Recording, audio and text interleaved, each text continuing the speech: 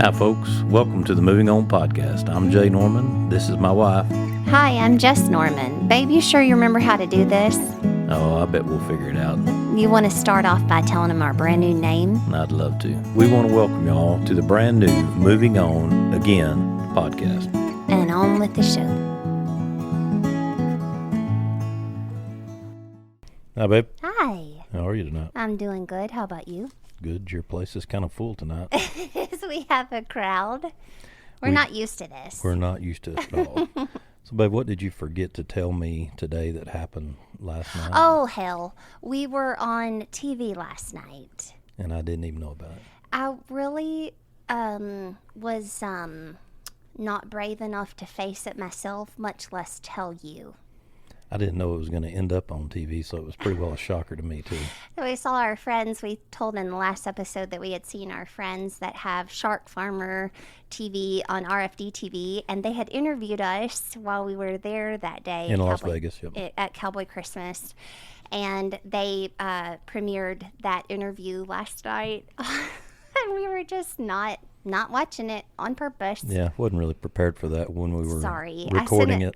I sent a clip of it to my family thread, which Jay's on, and that was his first news that we were on it. And when we were recording it, I didn't realize that it was going to be for TV anyway. I thought it was just like for a podcast or something like that. I didn't know I was going to have my...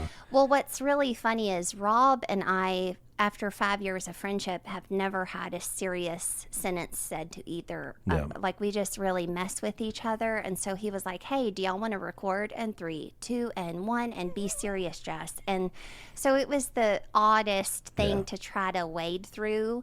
I think right even before he said, like, let's start recording, Emily, he said, Jess, no inside jokes, because the nation doesn't know our inside jokes, and that's what he and I speak in. Right. And so he kind of cut me out at the knees and said, and go. And you were lost. Yep. It was fun doing it anyway, and Yeah. it was for sure great to meet them and be there with them. Yeah, and then Cam went on after us. She did. And she did really great, and it was beautiful how today is actually her 1-year anniversary of her getting her cancer diagnosis today.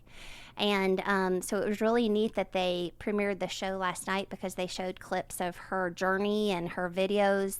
One of her videos went viral, and her telling about her face reconstruction and her incision, and some pretty extreme images that made a lot of people on this earth feel a lot more comfortable with what they're walking through, the same thing.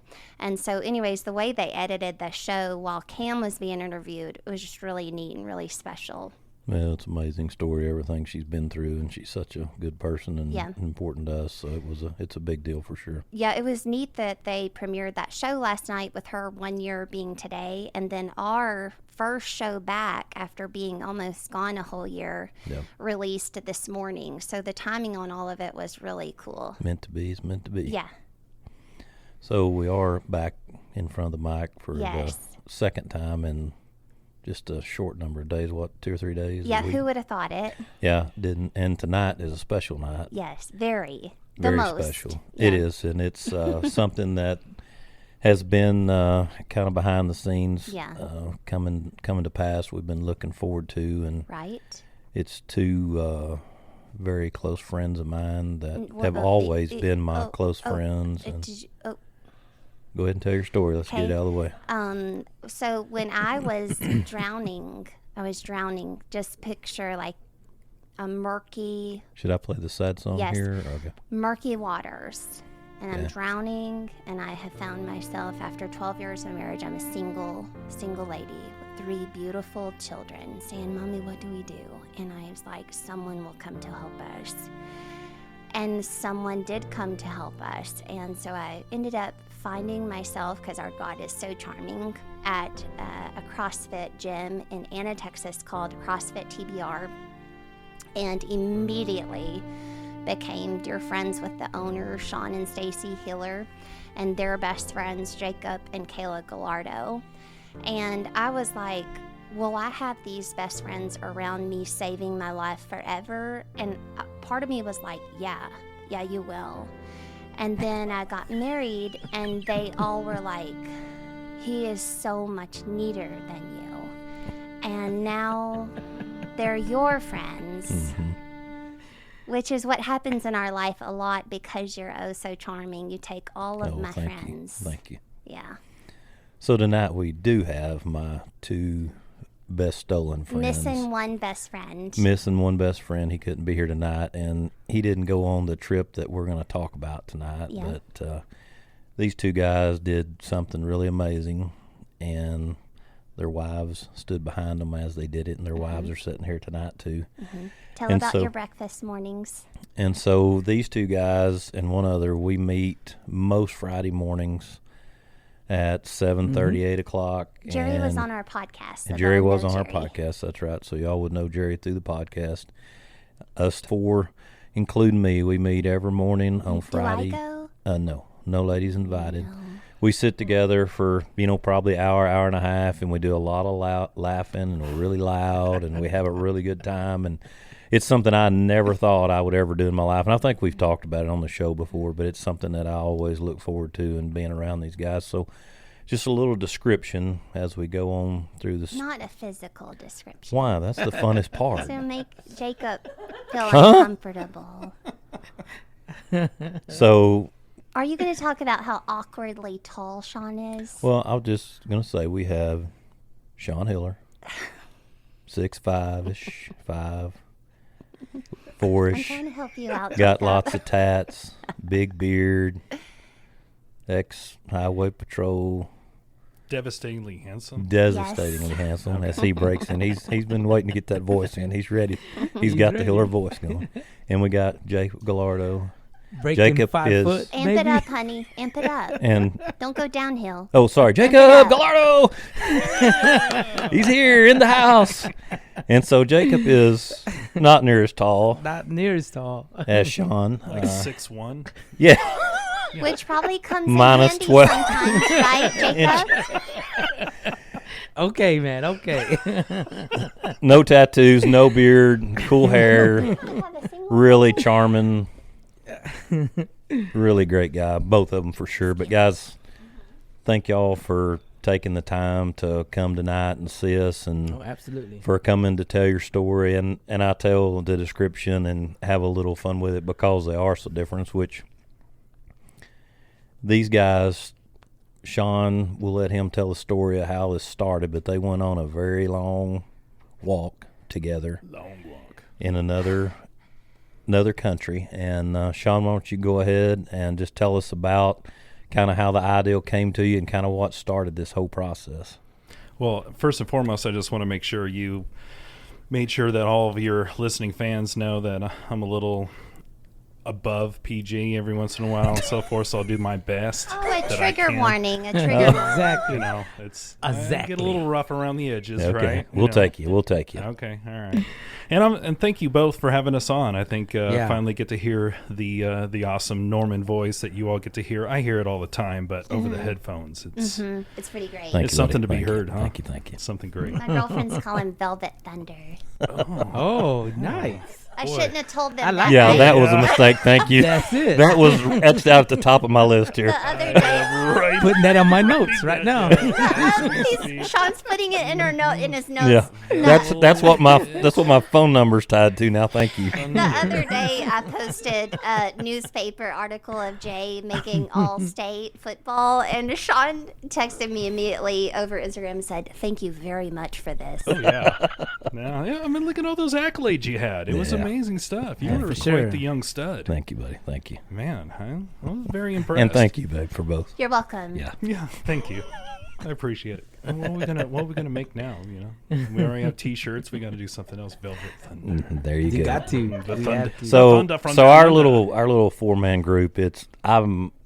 I get probably the least of it. Jacob probably gets the most of it. But there's a lot of hard times given, and a lot of funny things, and some of it to the point like of having stuff stuck to our pickups, like permanent stuff that's still on pickups. Yeah. Yes. And buying clothes to wear to parties and different things to make fun of each other. So it's a pretty fun deal. It's quite interesting. Most definitely is. For sure. So, Shaun, at some point in your life, you come across a movie and watch it, as I remember you telling me the story. Yeah.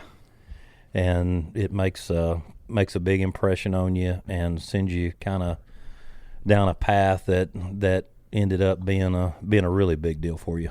It really was. It's weird. We all have instances and things in our lives that affect us or move us in one way or another. And it could be a song, it could be a place, it could be a thing.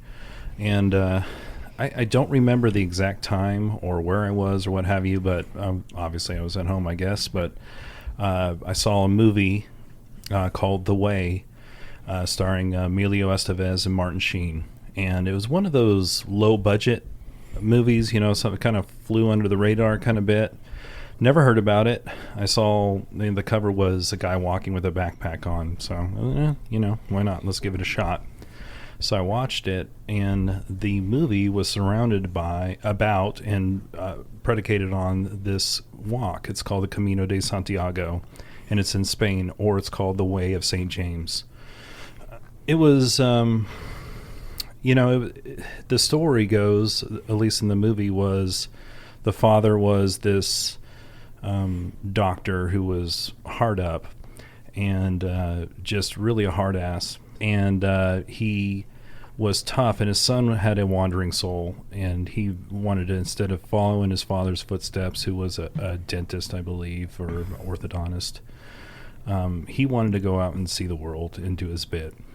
And part of that was he went on this journey, the Camino de Santiago. And during that journey, Emilio Estevez, who played the child, he died. He passed away. He was in a tragic accident.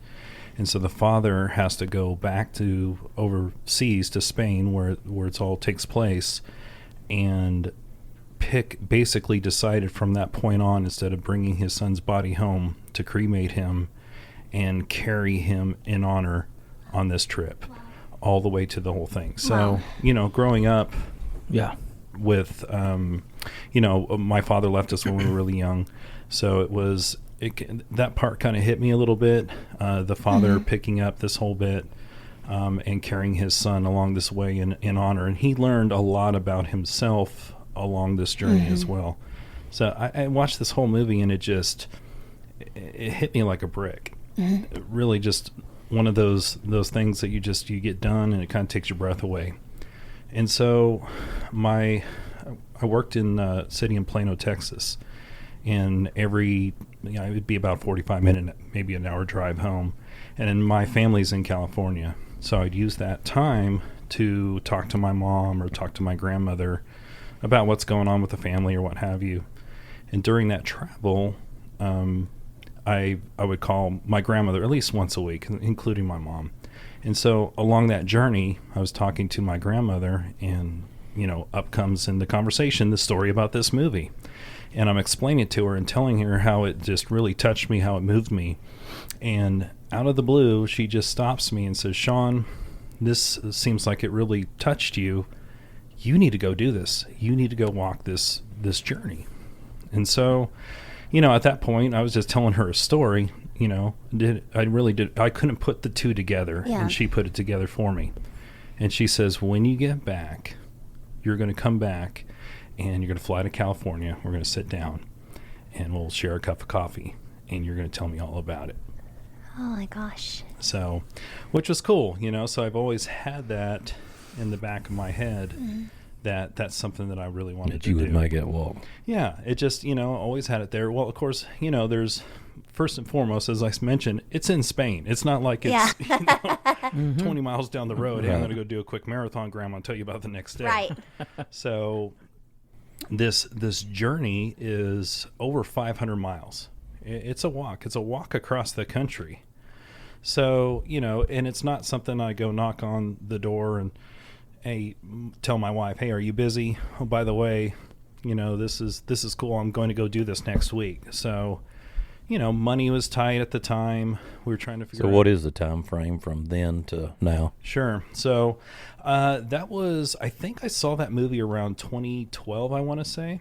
Wow. And then, it was a long time. And so in 2016, my grandmother passed away. And so, from that point on, I thought about it, and I've always kept this in the back of my mind, and I thought, this is something that I think I want to do and carry her in my, with me on this journey and do it in her honor.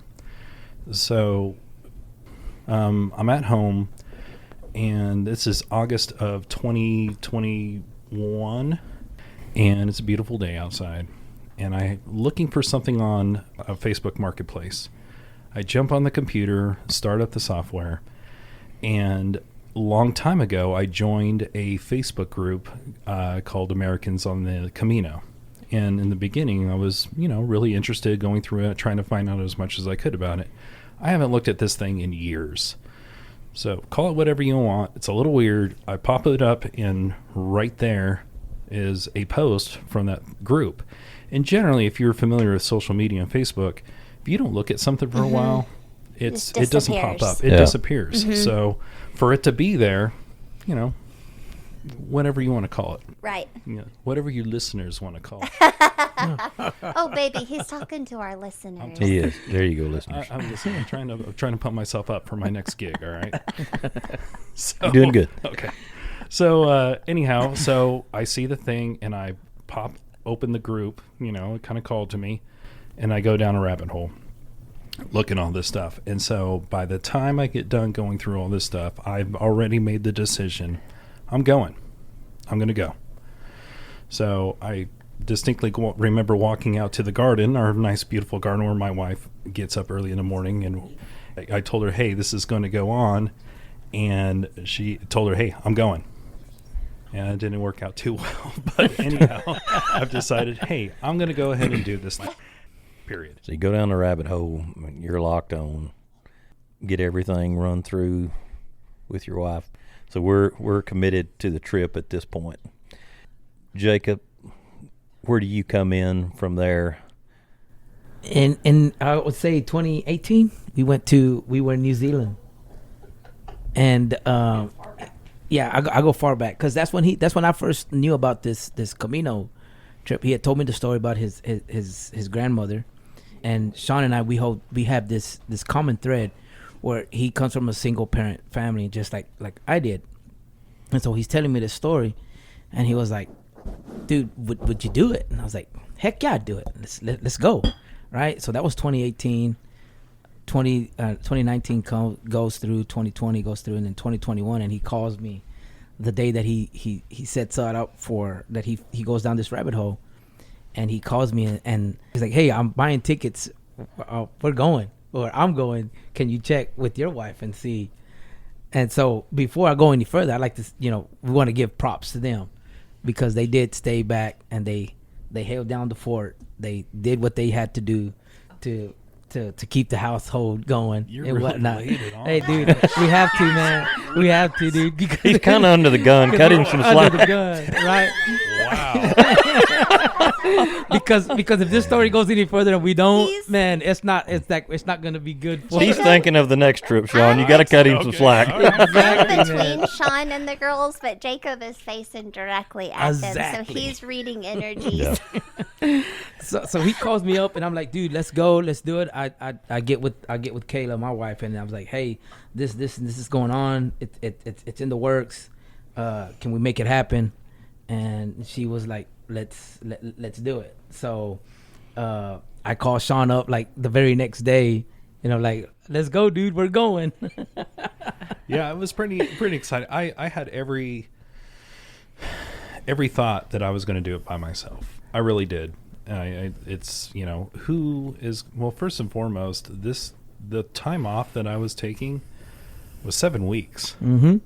So how many people can get up and leave for 7 weeks? Yeah. That was the whole thing. So, and I remember putting it, I said, listen, Jacob, I'm going to tell you something, okay? And it's way out there. But don't make any decisions and what have you. And I know it's probably a no, but I just wanted to say, hey, this is what's going on. And I'm going to tell you, I'll let you know.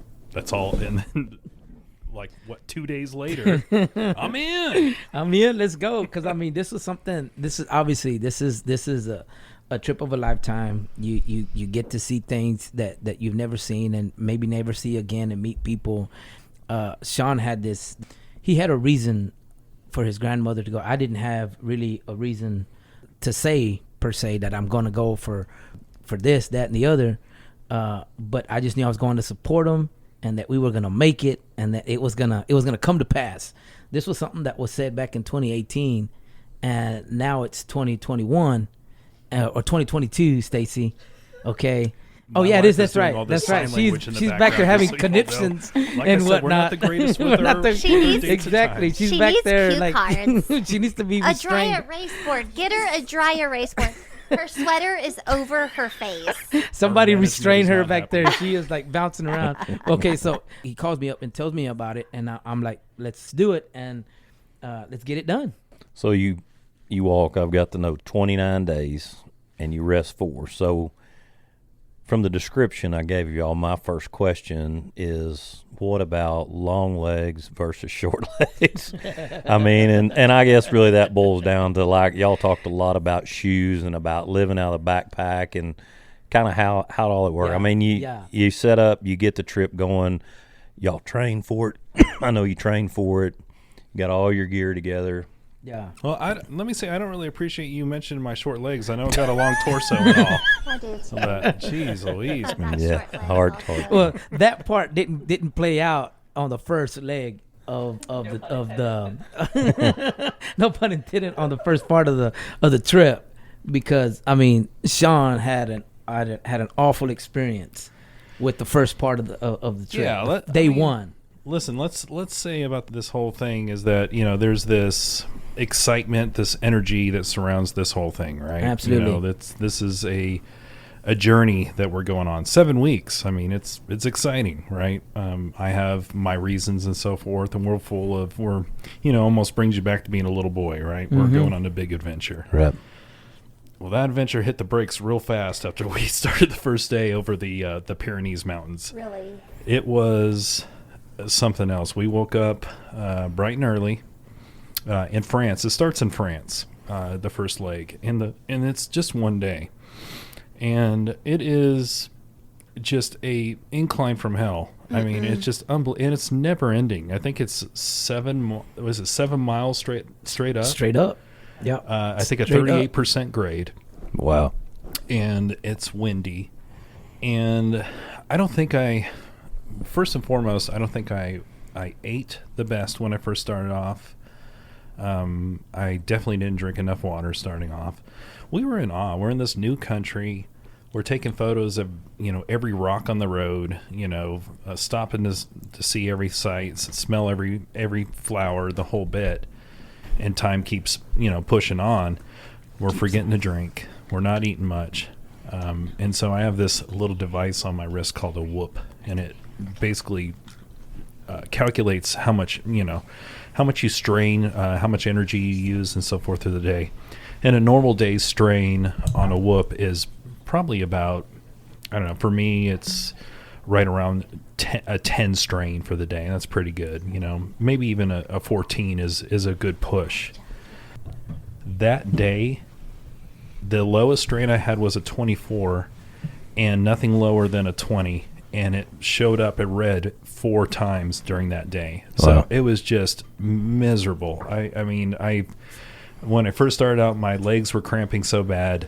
You could see them spasming. I couldn't straighten out my leg. If I did, it would completely cramp up to like yelling, cramping up. And I was just overwhelmed, completely overwhelmed. And when I said that in the beginning I planned on going by myself, this is probably at a point of the low where I would have went, I'm going to wrap up in a sleeping bag, lay on the side of the trail here. I don't care if I die. Yeah. It's over. Yeah. And so, that was a lot of help, having someone there. Jacob and his enormously long legs. Had you heard day one was going to be that bad? So here's the thing. It's deceptive. So, again, let's go back to the people that can get 7 weeks off. Well, traditionally, the people that can get 7 weeks off are people that are retired. So they're in their 60s or what have you, maybe 70s, that are doing this whole trail. And so I'm researching this whole part, and, there's, the internet is like 10% truth, maybe 20% truth. People always boosting things up a little bit. So I'm reading where people are saying, hey, not a problem. We got this. We made it. Hooray, and so forth. You've seen photos of folks that maybe they aren't in very good shape. And I'm thinking, hey, for 47, I'm in relatively good shape. Both Jacob and I pretty decent shape. We're young still. We got this. I was definitely wrong. It gives you a check. Yeah, absolutely. Yeah. So I remember we're sitting on the side of the road, and everybody kept saying, "Oh, you're at the top. You're at the top." Well, every time everyone said you're at the top, we weren't at the top. Right. We were nowhere even close to the damn Right. top every single time. And in fact, to where we started calling, the uphill, downhill, or vice versa. Everything's uphill. Nothing was downhill. Everything was uphill. It was just miserable. So Jacob and I were sitting on the side of the road, and what was a crow was crowing off in the background. It's a funny story because we didn't have we got to the point where we could fill up our water bottles, and the people were saying, "Yeah, y'all are at the downhill. We're almost there. We're at the end of it." And so we didn't fill up our water. We're good. We can do this. And we go through our water bottle. It was like, crap.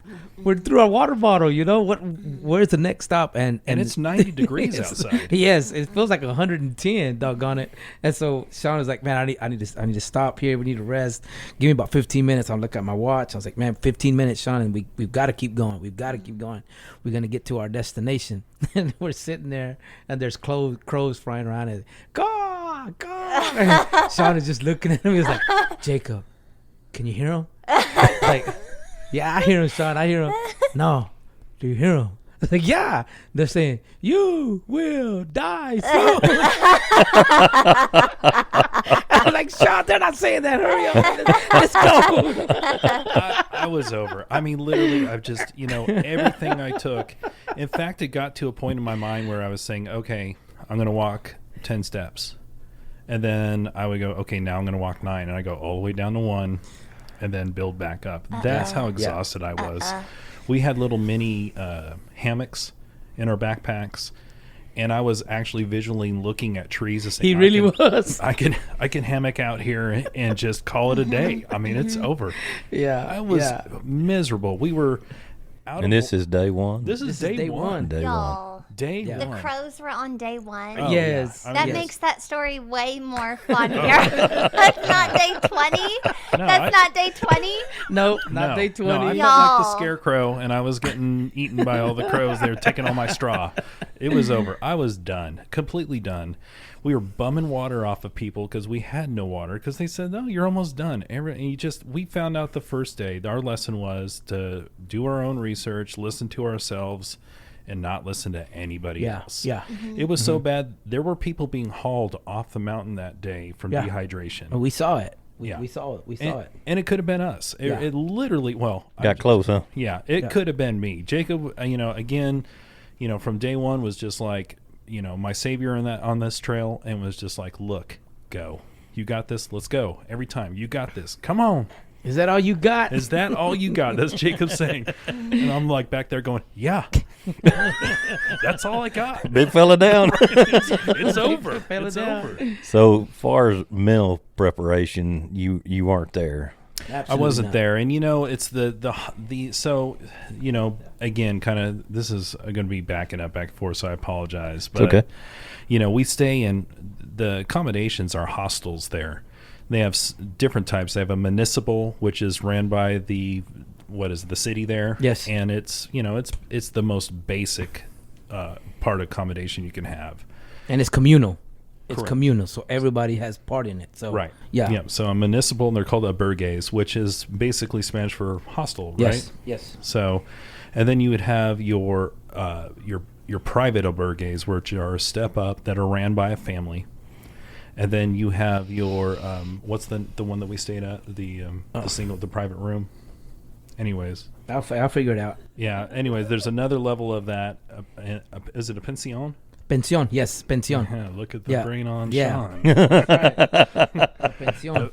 The pension, and is just a private room, again ran by a private citizen, just a room. And then there's hotels. Now, let's not get all twisted about hotels, because there were some nice ones that we stayed at for sure, thankfully. But most of the hotels are very, very basic. It's a Motel 6 at best. So, and these range anywhere from the very lowest to about $4 a day. And then all the way up, it could be up to, hundreds of dollars, depending on if you get into a nice one, which along the trail, there wasn't that many of them. But being that it's due to COVID. Oh, shoot. That's okay. Due to COVID, we have a piper down. A piper is down. Oh, I got. So just for our listening folks here, my partner Jacob here has dropped his drink, spilled the microphone. It's just water. Yes, it's just water. His phone is soaked. The studio laptop is on fire. Wait. We have to pause. Yeah, That's the only thing that can't get wet. Did I wet it? Yeah. Gummit. I was right in the middle of my best stuff, dude. I'm not here, though, by the way. Man, I don't know how I spilled it. Well, your hand went like this. You thirsty? Not.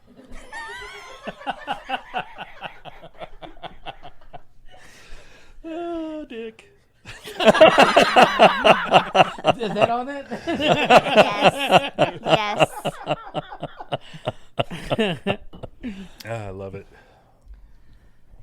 I was wanting a new Mac. We're kind of restarting. And That Jess has is gonna never get a new happened. computer about. That has never happened Jacob's before. never made a mistake or anything Never. to that nature before. So, Shaun, you were telling us about where you were staying and the different places, and I know you were saying there's some nice hotels along the way, and so you're at day one, you're wore out, you're getting to your place to stay, and and I want to back up there a little bit too, and just talk about what you are carrying. And just brief description of what you took, and then too, were you even close what you took versus what you needed? Yeah, those are great questions. So the what we brought was we didn't know what to expect, right? So we knew that we're going to stay in different places, what to carry, and this is a huge topic of conversation, by the way, on the internet about what to bring, what to pack for this trek. Some people are trekking for 2 months. Some people do it in 20-something days. So what are you going to carry? How many? Down to how many pairs of underwear are you going to put in your backpack? Yeah. Everything weighs, right? And when you're looking at little things, it's like, oh, this is 8 ounces, this is 6 ounces, what have you. Well, after a while, those start adding up to pounds. And so standing in the pilgrim's office, and I have to, again, I get ahead of myself. When we started in France, you have to check in at an office called the pilgrim's office. And this pilgrim's office is where you get your passport. Think of it like a passport that everyone uses to travel out of the country. Well, this is a passport inside the country. And when you travel along your journey, you need to get at least 2 stamps a day from local vendors, the accommodations and what have you. Everybody has these little stamps in Spain to stamp your passport to show and prove that you are walking along this journey. I've never heard of that. Yeah. Really, and really. These albergas, these bars, they're all registered with Santiago de Compostela, so they've got, how would you say, recognition. Are all the stamps the same, or everyone's stamps are different? No, everyone's stamp's different, and there's some that are just so cool. Could you bring your own stamp and just stamp yourself? You could. It's not registered. But like Jacob said, they're not registered. So they, and we'll get to the point where we go at the very end. But they actually look at these passports just like you would go into another country to actually verify that you're walking this. It's a serious deal. So. Yep. So we get their passport books and we check in, and we're green, we're happy, and so forth. Well, there's like a scale on the back, one of those hanging meat scales in the back, and you have a vague idea how much your backpack is. I thought I had about 20 pounds in there. Same here. Turns out we had about 32, 33 pounds in our backpacks. Yeah. In fact, we found out later from people that were standing in this line. And again, I said it's a holy year because of COVID. They postponed the holy year and pushed it to the year that we're walking. So that day there was over 960 people that registered at that pilgrim's office to walk that day, just that day. So we found out later down the road, people were kind of sizing us up. The two crazy Americans that got these huge backpacks, and they're like, oh, these guys are never going to make it. It's funny because from that day forward, we were recognized not through me, but because of Shaun. He had a cowboy hat, and I had a hat that it's kind of like a Australian cowboy hat that I found in Madrid that I put on, but they dubbed us the Camino Cowboys. Oh, right. That's So awesome. every from that day forward, people they hey, the Camino Cowboys, and little did we know they were sizing up like, hey, these guys have these backpacks that are weighed down. We'll see how far they get. Ha ha ha. We'll see how far they get. Yeah. Type scenario. I mean, everyone. And y'all might have agreed with them day one, huh? Oh, Absolutely. 100%. We would hear, hey, Texas. So everywhere where we went, we were a sight to see, I guess. Yeah. So, Jacob, where did you stand day one at the end?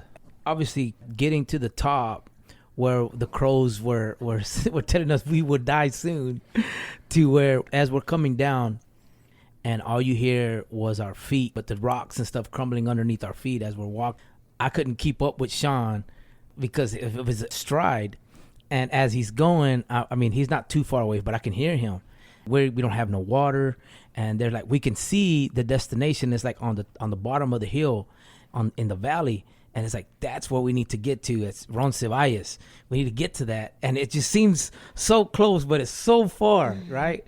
And as as we're walking, we see this cow, and it's the only cow in this field. And it's got all these cows have their cowbells. You hear it dinging, and I can hear Shaun in the distance. He's hanging on to dear life. He sees this cow, and he says, "Hola leche."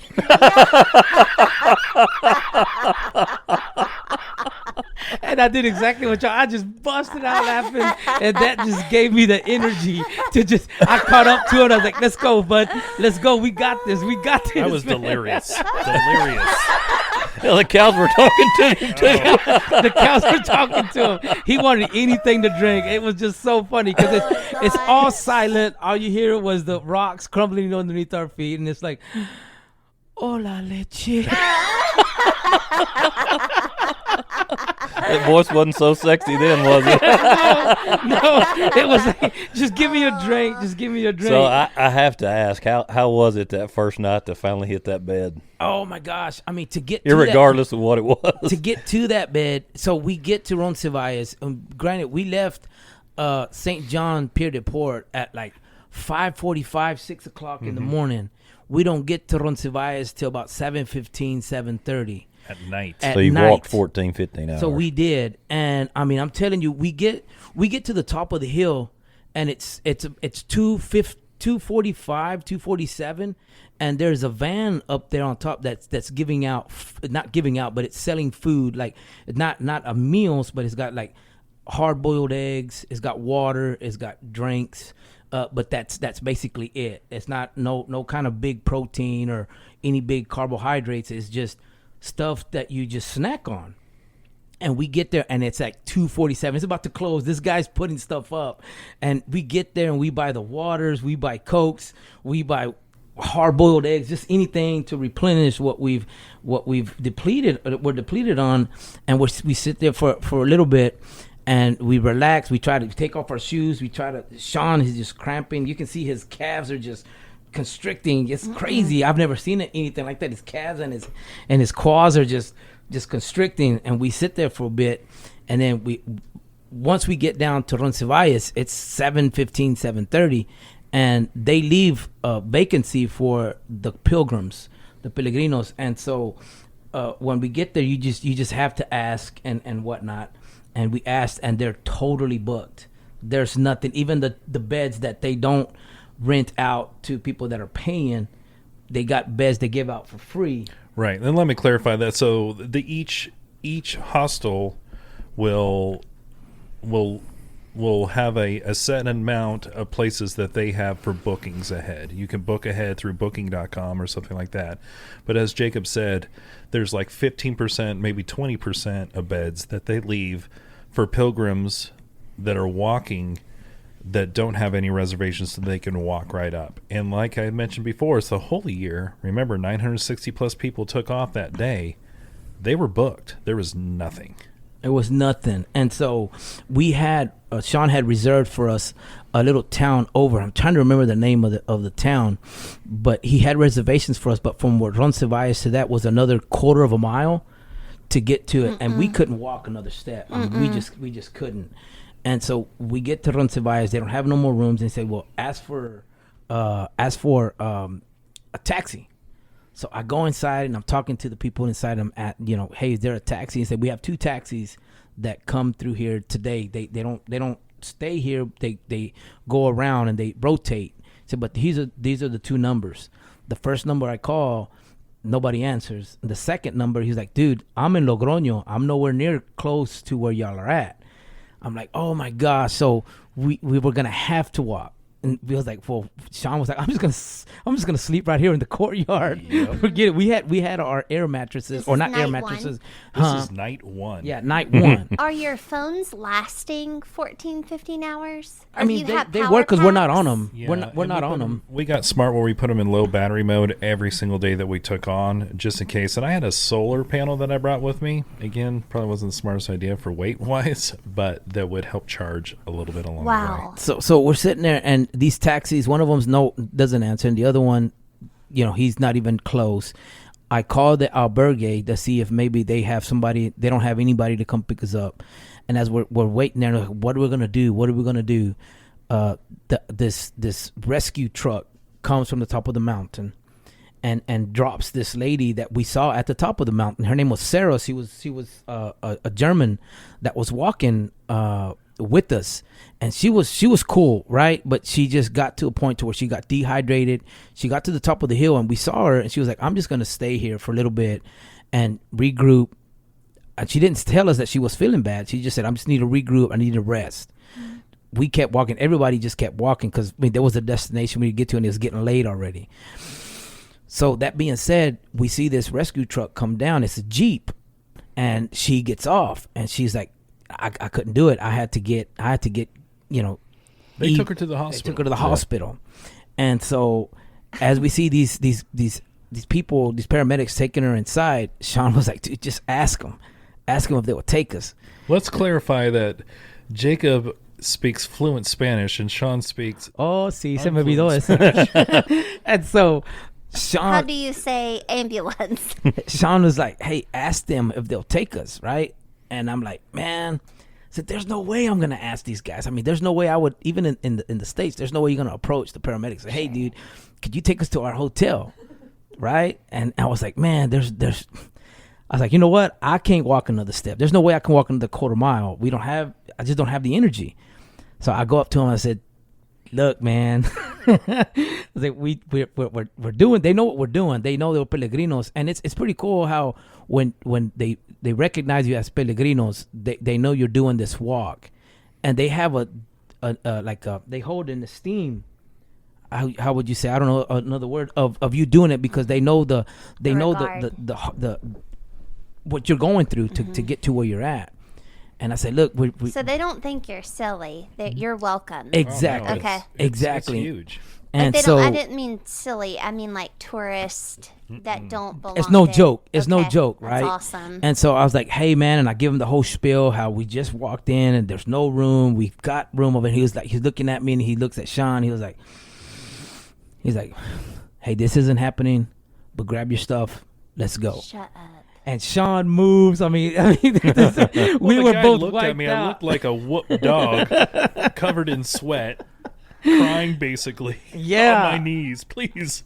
Like those commercials you see for the give $2 to Africa and stuff. That was me. Yeah, on the side of the road.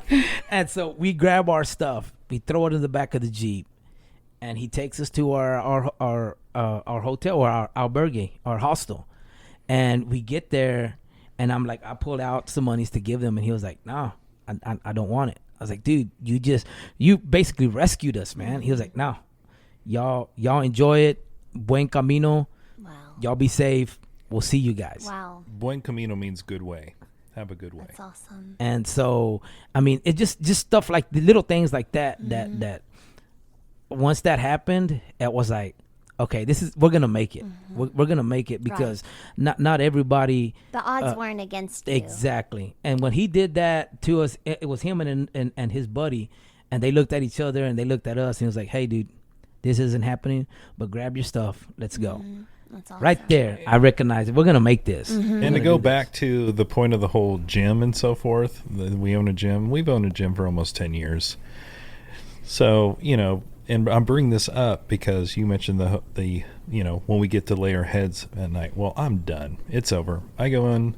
I haven't urinated the entire time. The entire time. That was strange to me. All. Yeah. Well, you say that, but yeah, go ahead. That was strange to me. And so I go into the bathroom to use the restroom, and my urine is as dark as Coca-Cola. And so I know immediately I'm in trouble. It's called rhabdomyolysis.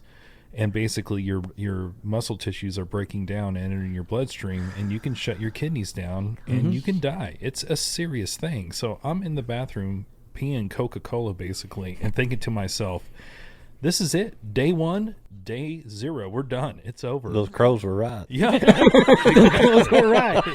It is done. So I am freaking out because, not only is it, my journey's basically over now, but now I just ruined Jacob's, and we're going to go hop on a plane with our tail tucked between the legs.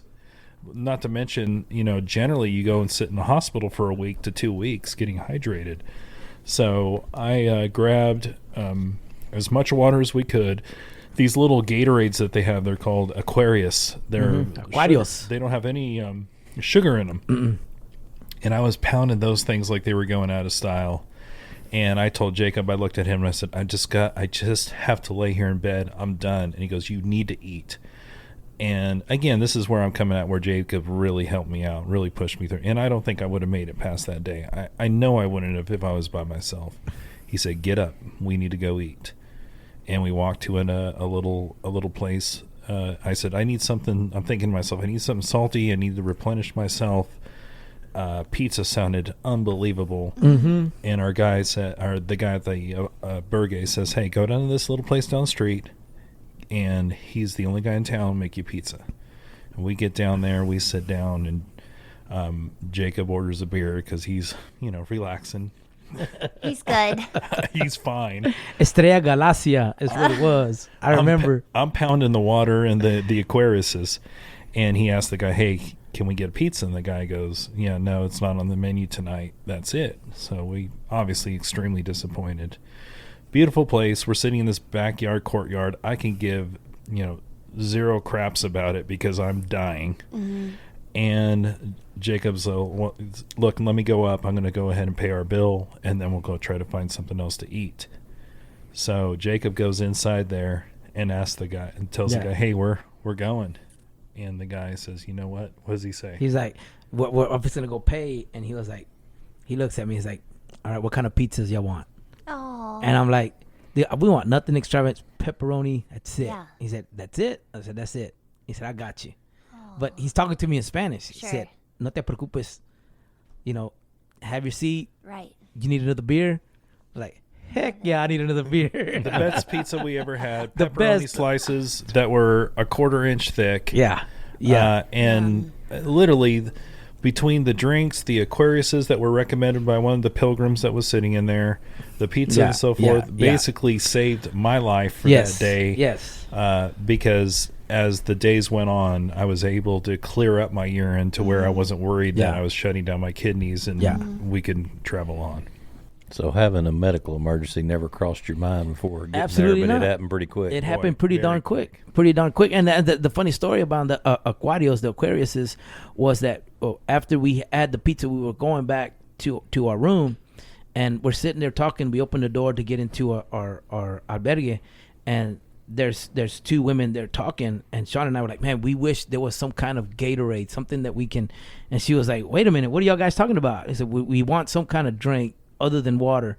He said, well, there's a bar right here. They sell these Aquariuses, and they're Spain's equivalent of Gatorade, and it's like $8.50 or something like that. They're about to close. I told Shaun, you just sit here. I took off running, go get 4 or 6 of them. Because I wasn't running anywhere. I take off and I grab them, and we start pounding them down. And that was a lifesaver for us right there. But like I said, those little small things, that happened to us on the first day that, made me, that set the tone and led me to believe we're going to make it. Yeah. We're going to make it because, people were coming out of the woodwork just to give us some help. Did you have that same thought the next morning when you got up at 6 o'clock ready to go again? I did not. But it was a new day. A new day. We survived. We woke up. We had a good night's sleep, had a good shower. That albergue that we stayed in was phenomenal. The guy was awesome. And so, I felt like when I woke up in the morning, even though I was still concerned, of course, that we had a new lease on life. So I have to ask, because Jacob has a little bit of history of being forgetful about stuff, and I was wondering how it impacted y'all's trip with Jacob leaving anything as you went along. I mean, there's no way. There's no way.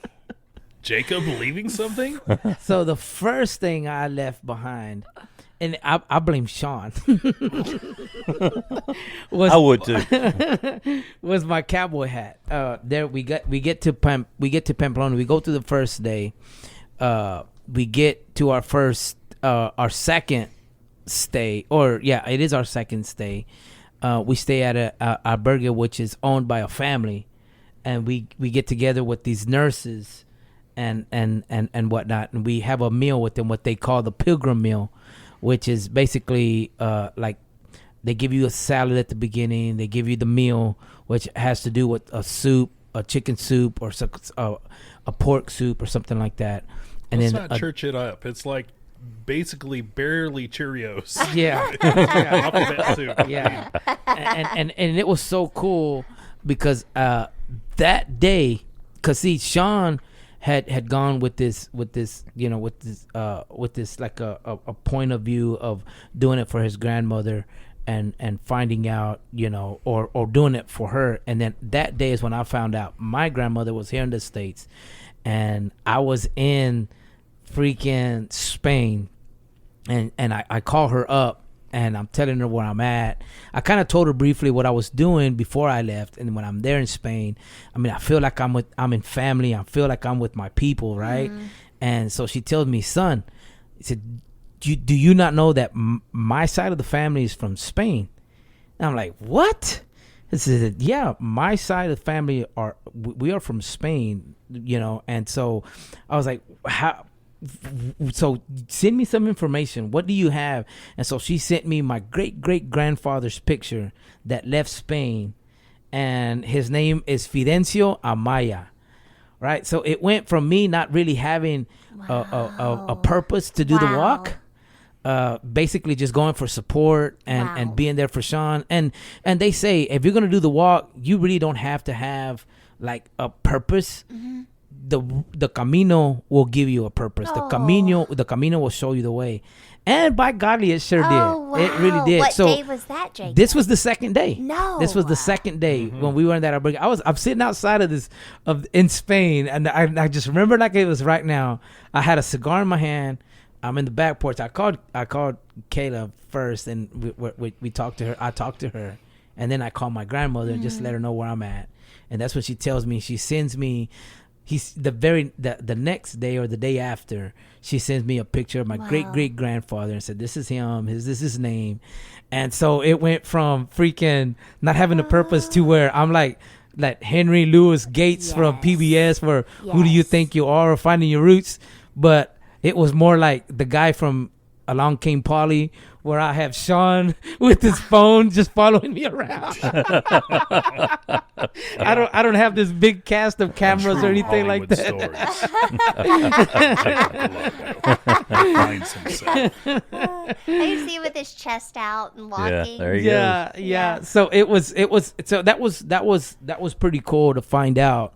And so it went from really not having a purpose to now I'm talking to people, showing them a picture of my grandfather and my great-great-grandfather. And it was just pretty cool. After that time, it just became, a scavenger hunt for me to find out if anybody knew or if how I could find out about my roots there in Spain. Did you know about any towns per se? I did not. My grandmother didn't know what year he left, or what time reference or anything like that. He just knew that he left Spain to come to America, and when he came to America, he got a job at the railroad, and stayed in the United States. And that's all I knew. When you talk about being there and feeling at home there, when we go to NFR in December, that's with 50,000 other people that look just like us. Yeah. And it's just this deep breath. Like you don't have to plan anything. You don't have to meet anyone fun. Just being amongst them is a calming, deep breath. Just being around people like you. That's just it. That was exactly it for me. Especially in that family, because that albergue was owned by a family. And it's like they opened the door for us. Wow. They gave us a meal. They make sure our accommodations were cool, And it was awesome to have that experience. And then it became it switched that right there. That night it switched on me to it became all right. It's something important for me now. When you're meeting people over there, that you want to follow up with, are you exchanging phone numbers, or do they have social media? It's basically WhatsApp. Right? WhatsApp is their way to go? Yes, very much so. We never heard. We use WhatsApp for my friend in Canada. Yeah, we never heard of it, and it's huge in Europe. Okay. So, once we get to know some people that said, hey, do you have WhatsApp? And I'm like, what? Do you have WhatsApp? Got it. I have an app. WhatsApp? Yeah. So we finally figured it out. Right. But yeah, it's amazing. We use it for one of my best friends is in Canada, and we can't really call her on the phone for pretty cheap, so we do use WhatsApp for her. And it works great. Exactly. That's crazy. Yeah. So you're at day 2, and you've kind of found your meaning for the trip. Just to clarify, what did you lose on that day? We never did finish that story because a lot of our... I was trying to divert it. He was trying to skip the story is what he's trying to do, because this is more than one thing as this story goes on. It is. So I left my hat there in Pamplona. We get to Pamplona. Pamplona to me, it left a big impression in my heart, in my soul, I guess you could say, because we get into Pamplona, and it's at this point it's beginning of fall out there. It's late September, early October, and the leaves are falling. There's big oak trees, and it's covering the side of Pamplona that they want you to see. So we go around this roundabout, and we get into the city center, and then it's just these huge walls. That are built. It's a fortified city. Like Game of Thrones. Like Game of Thrones, exactly. It took me right there to where, for you, in order to, if you were gonna come and raid that town, that city, there's no way, right, Shaun? Yeah, it's pretty awe-inspiring when you see it. It's just, and like he said, it's like something out of a movie. These walls are 30-foot plus tall. Plus, I would say, with towers around them. There's just no getting into the city if you're trying to attack it or what have you. So just walking through this, and again, remember a lot of Spain. Some of its youngest buildings, oldest buildings are were built decades before America was founded. So it's just crazy as you're walking along, seeing all this history and so forth, and just it's jaw dropping to see this stuff. And to when you walk in, the gate, how would you say that, drawbridge? The drawbridge it's still functional. It's still there, and only one car can go in at a time. Really? Yeah. And so we walk. That's how you enter the city. Anyone can go in. Anyone can go through there. Yeah. And it just left so big an impression on me that I was like,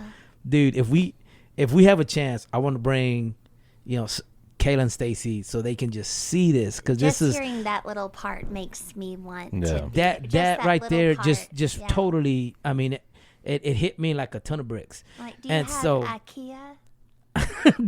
Have y'all seen an IKEA? So don't get it twisted where we're saying like this is like an like some ruins or something like that Sure. you're going to see, right? So you walk through these fortified walls that have been there for hundreds of years into the main city center. So there's a hotel, TJ Maxx. right? There's Taco Bell. There's a Burger King in there. No, King you in there. guys, Yep. no. No, for sure. Yeah. No, Yeah. I mean, this is where, remember, Pamplona, this is where they have the running of the bulls.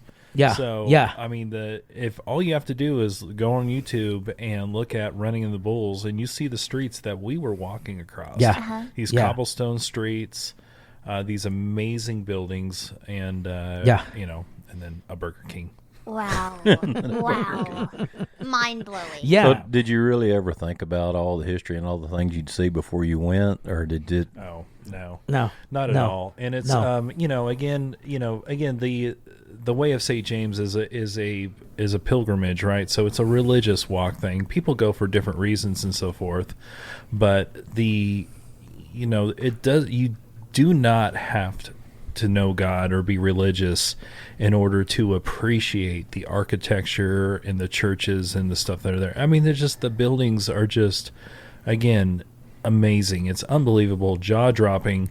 I remember we went into in Pamplona, went into one of the cathedrals, huge cathedrals, and we're talking 30-foot ceilings, and how they get these bricks up there that are all perfect in shape and so forth is amazing during that time. For right? sure. I mean, Yeah. the architecture is just amazing. Amazing. It would be amazing for this time. Oh, for sure. The art, unbelievable.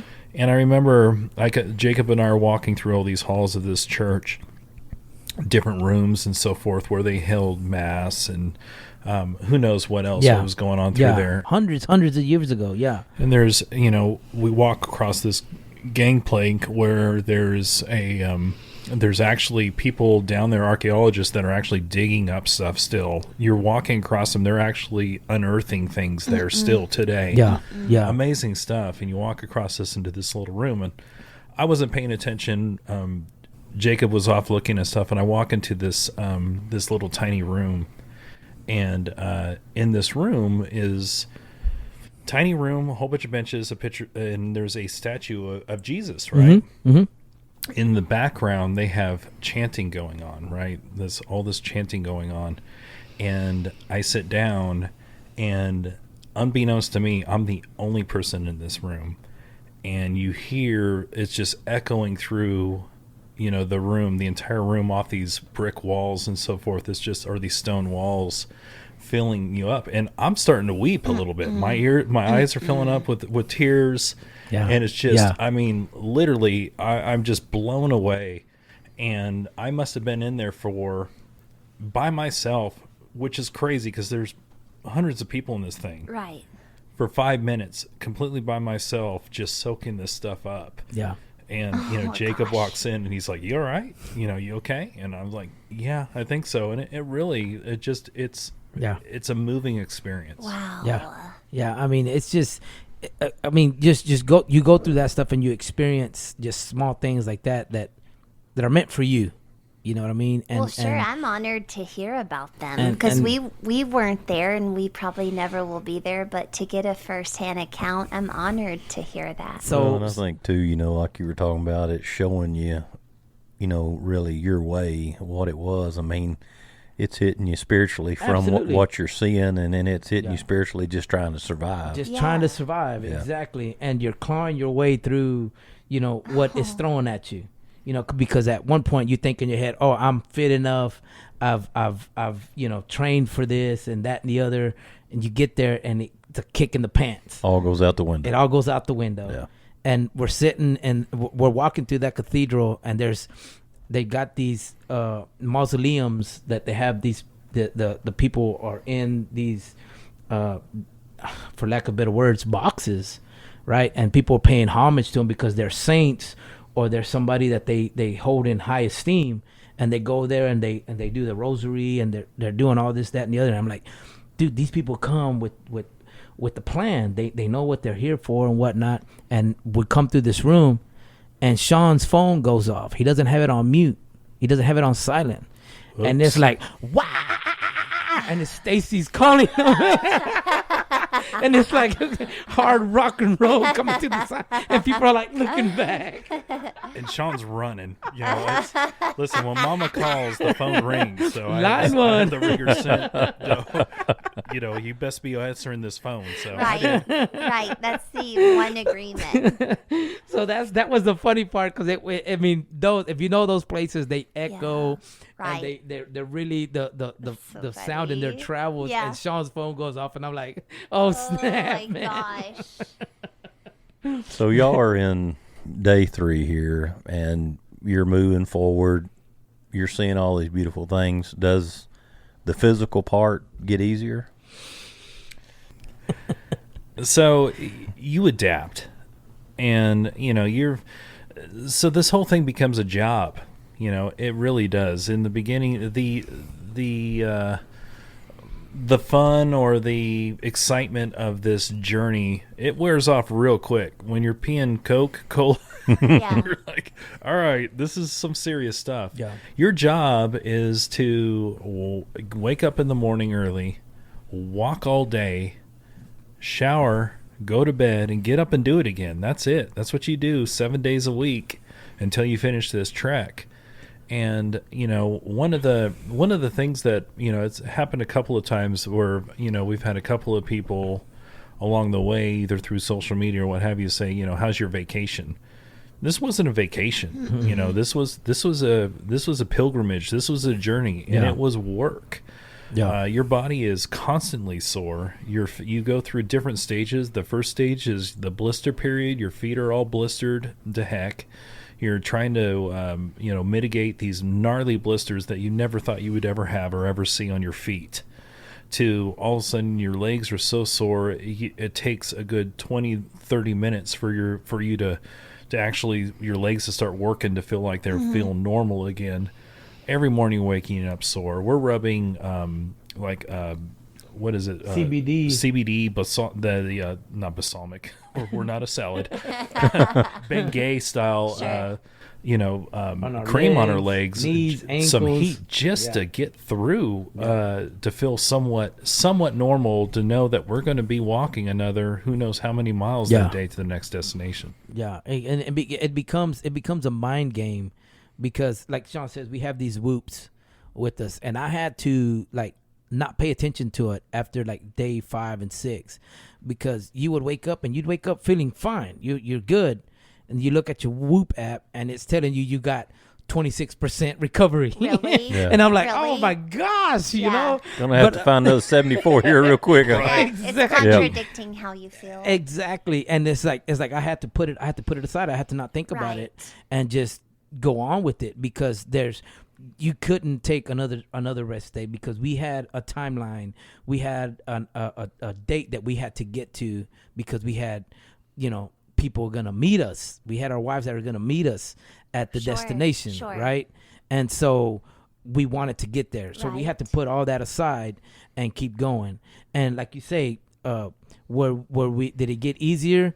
I mean, it was just all about telling yourself, we got to keep going. Yeah. We just got to keep going. Our mentality got stronger, I think, is what it came down to. I don't think it, as far as our bodies feeling better, I just think mentally we became tougher. Yeah. And it was, from day one, it was, a real slap in the face that, hey, all this reading that you did on the internet, let's throw this all out the window, because it's all a bunch of crap. Everyone's experience is their own experience. Yeah. And we don't know if they did the Pyrenees in 6 days, if they did it in 1 day like we did. We don't know. So we got to throw it out the window, concentrate on each other, and make sure that we're doing this journey, for ourselves, and just trying to make it to the next step every single day. I just wish I would have been more deliberate in my walk, to really if I was gonna sit down and talk to somebody after the walk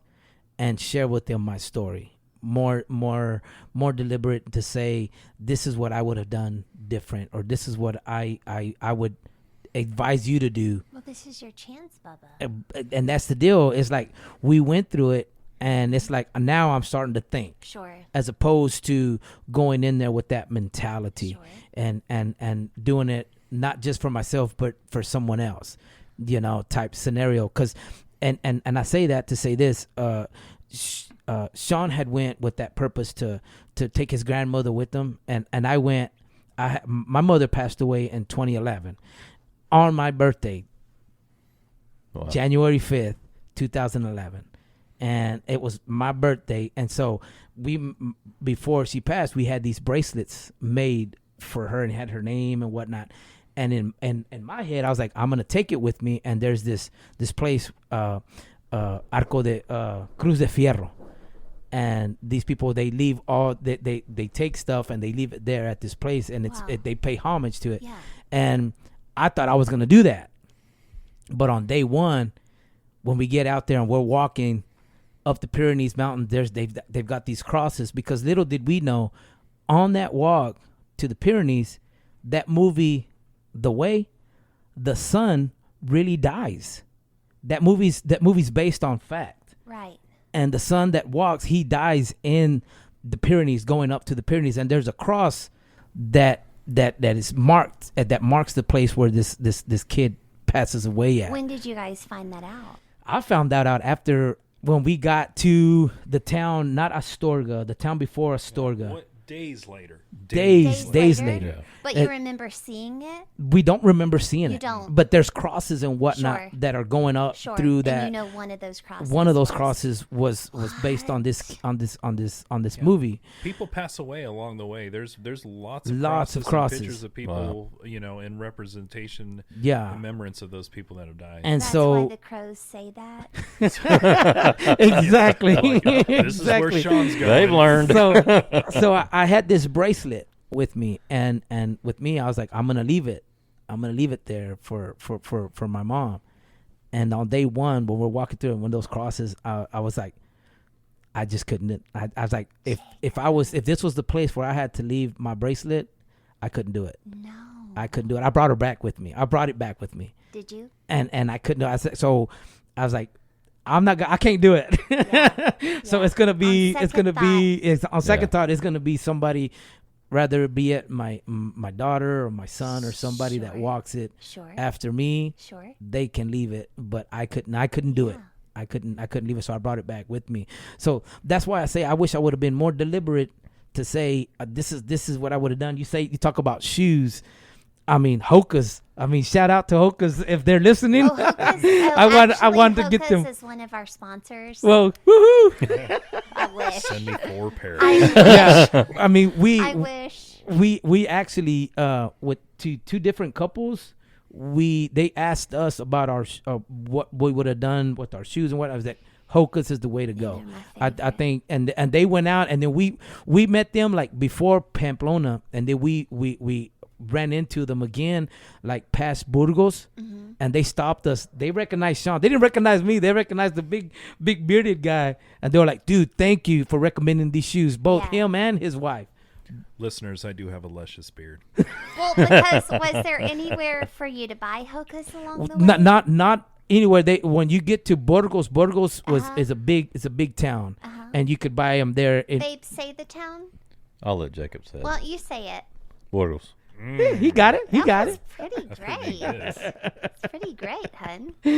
So yeah, I mean, shoes. If you're listening and you want to do the walk, I would recommend getting you some Hoka's Speed Goats. Dudes. Yeah. So I got a question for y'all. Throughout your life, I mean, when you look back at this deal, mentally, physically, emotionally, where does it stack up versus anything else you've done in your life? Oh, I mean, it doesn't even match the marriage to my beautiful wife, Stacy. Oh, my Lord. I'm on the couch with her. She don't even believe that. I am between the two of you. She is rolling her eyes right now. It's crazy, too. I'm sure we'll talk about people that we've walked with and so forth down the road. One of the people that we walked with, her name is Julie, and she's from Germany. Shout out to Julie. Shout out to Julie. Julie. He's so cool. She's so cool. She always said that. You're so cool. She asked me after the fact, how do you feel? And we've had and my wife's asked me, and other people have asked me, how do you feel after you're done? And I don't think I could quantify. I literally haven't been able to put it into words how I feel. Me personally, I do think that I'm a changed person because of it. But, I think, one of my wife's fears is that I would come back completely changed, like, hey, I'm done. That was awesome marriage we had. I'm out here. I'm going to be a gypsy now kind of bit, which never would have been the case. But, you cannot do something like this without being a changed person. It just, it's the stories that you hear from people along the way. Because everyone, like I mentioned before, the catchphrase, which really becomes annoying after a while, is it's your Camino. And people kind of throw that around. It's your Camino. You do what you want. They make it kind of American. I'm sorry?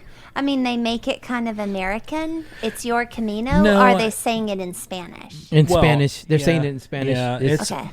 Just basically the whole meaning is like, don't let anyone, walk as far as you want to walk. Do it for the reason that you want to do it. It's your way. Mm-hmm. And, it gets old after a while, but it is true. You have your own reasons that you walk, and you find out reasons for other people that have had loved ones that have passed, people that don't feel like they're very confident and want a confidence booster. We met several single females that are walking this trip on their own, which I take my hat off to them, because I could not do it without Jacob. It's a fact to me. Maybe sure. Everyone thinks that I could have, Shaun, you could have made it, Mr.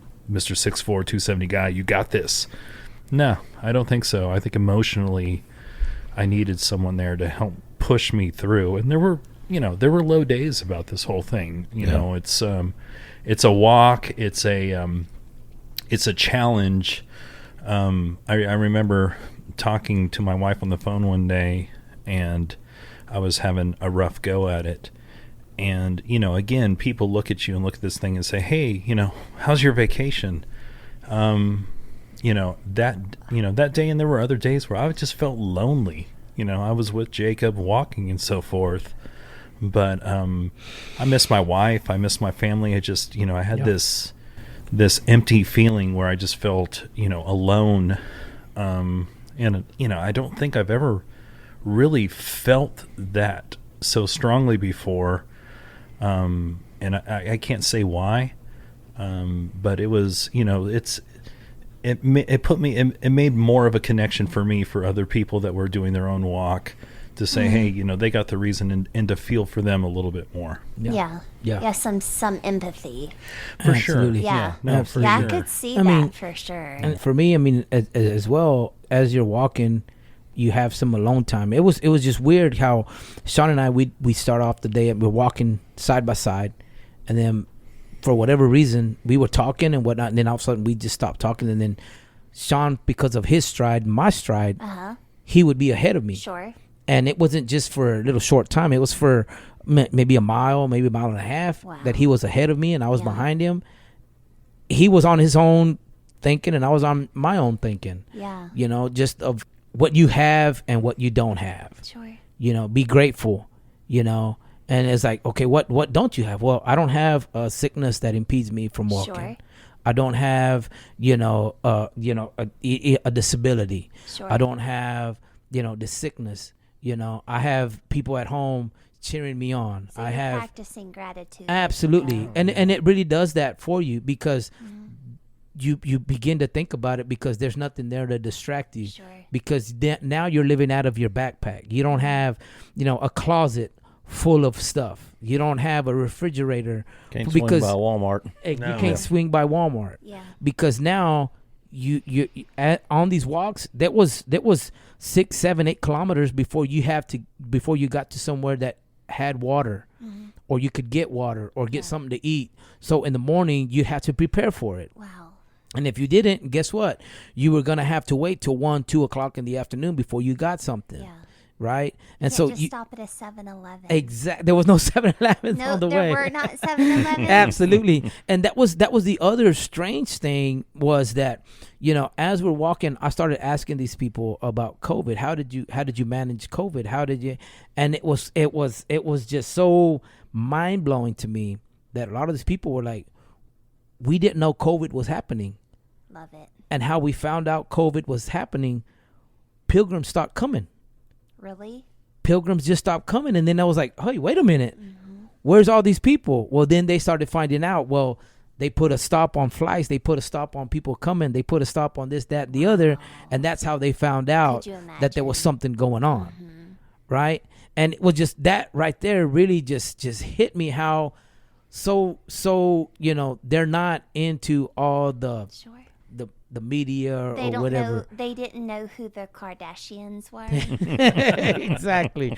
And it was just so like I said, mind blowing. You get to these places where, I mean, Wi-Fi is like maybe one bar, really? A half a bar, and they're so happy to have it. Yeah. You know, you go into a room, your room that you have rented for the night at albergue is one light bulb, incandescent light bulb, and you can't see yourself in the shower type scenario. But these people are so happy. Sure. You know, they don't have a dryer because it takes too much of electricity, but you can wash your clothes in the sink or whatever they have, and you can hang your clothes out to dry. But they're as happy as I'll get. Yeah. You know, they have food and they have the clothes on their back. And that was the one thing that really blew my mind was what was ever in my backpack. That's all I needed. Right. I didn't need anything more. Right. I didn't need to run to the Walmart tomorrow because I need this, that, the other. It was just that. And that's what the one thing that you would walk through these towns and women were washing their clothes on, you know, in these little pools, and they had it separated for your colors, your whites and your blacks. I herniated a disc in my back, and so August, September, and October, I was out. I was on the couch. The kids would wake up, go to school on their own. I wasn't making their lunches. I wasn't seeing them gone. We were aware of this, by the way, because we were talking about our boy Jay. Yeah. I thought it's because you were washing clothes outside. Helping, but it was just reminding me that you had your clothes in your backpack and you didn't realize you could live your life from a backpack. Absolutely. I didn't realize I could live my life from a couch until I had to do it. I didn't realize that I had that support system, but with Jay and with my kid's dad, they made everything flow so well, and my kids were resilient. And these things that I think that I have to do these things every day. Everyone is relying on me. Well, for 3 months I just checked out and the world never stopped, and nobody was no one needed, it was fine. And so I think that's what pandemic did for a lot of us, is just press the pause button and see how the world keeps going as we've pressed pause, and, you know. And it really does. And that's what I found more surprising was these people were, you know, whatever happens, we're gonna make it. We're gonna keep going, and you know, whatever gets thrown our way, we're gonna roll with the punches. And let's keep going. And I mean, Shaun and I, we ran into some people that were real jerks, but really most often than not, I mean, we ran into people that were so supportful, so loving, so kind.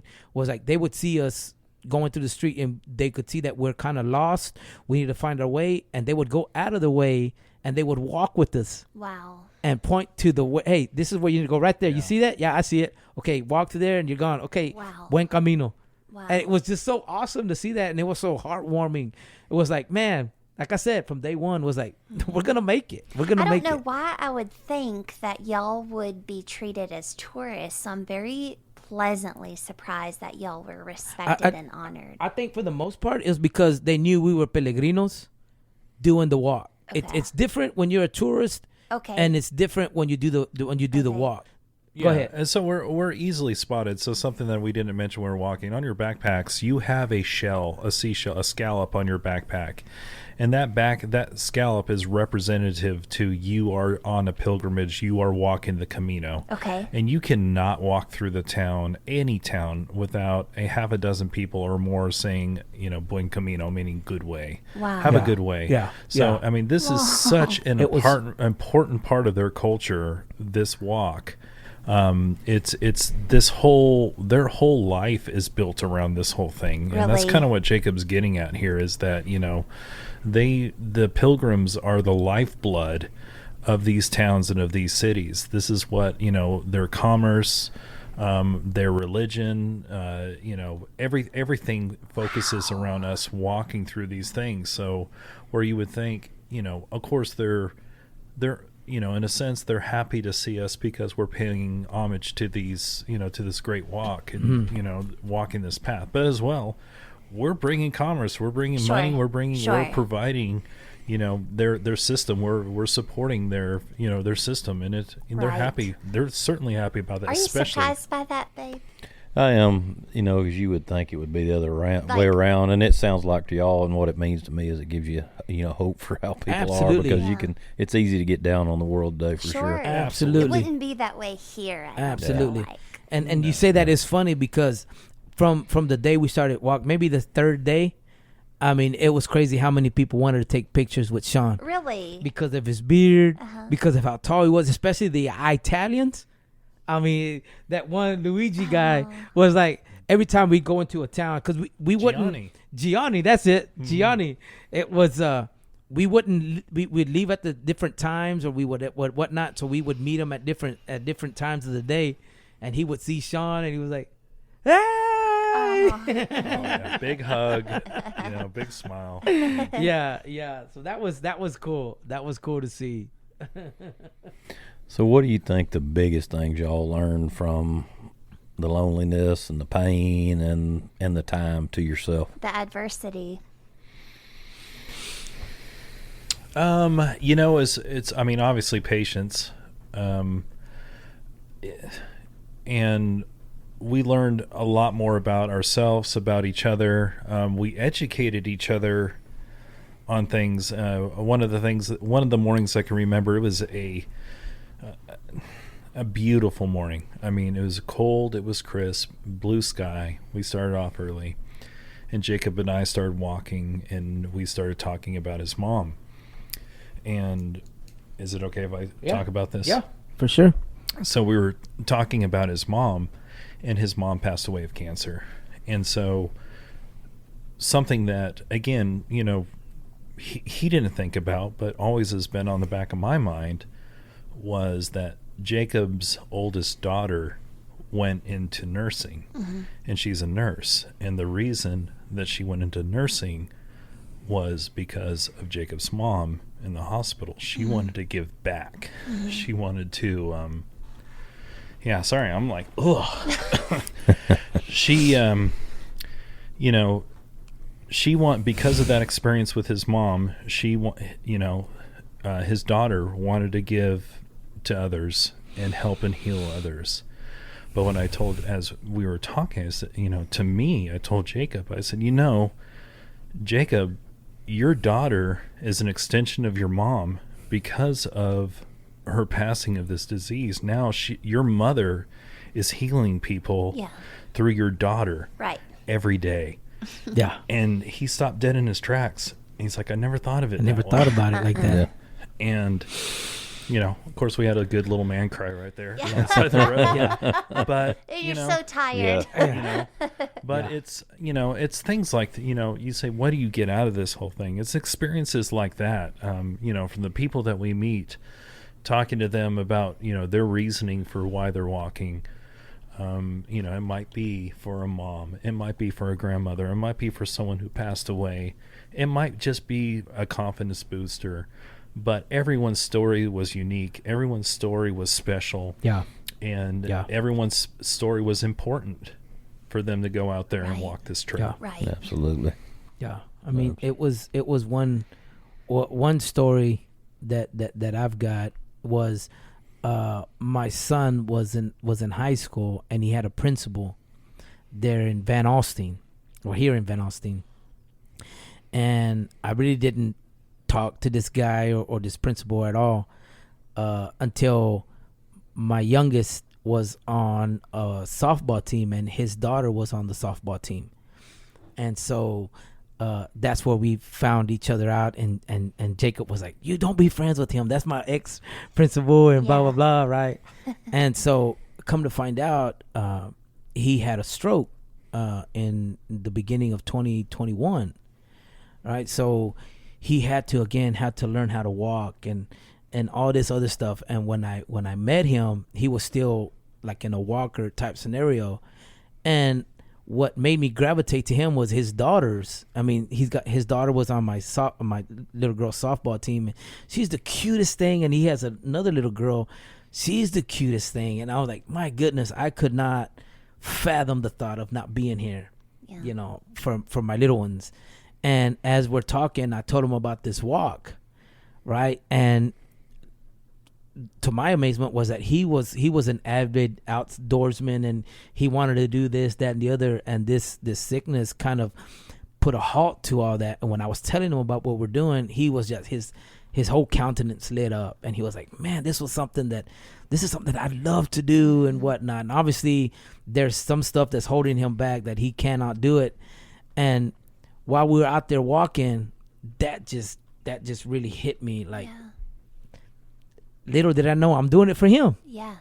You know, and as we're in this small town, and we get to this town, and at this point, man, our feet are they're just hurting, our legs are hurting, and whatnot. And I'm like, man, I go into this. I'm not even thinking about this person, and I go into this outfitter's little shop, and I see these pair of socks, and they're colorful pair of socks, and they got arrows, and they're saying, don't quit, but they got signs on it that says, don't surrender.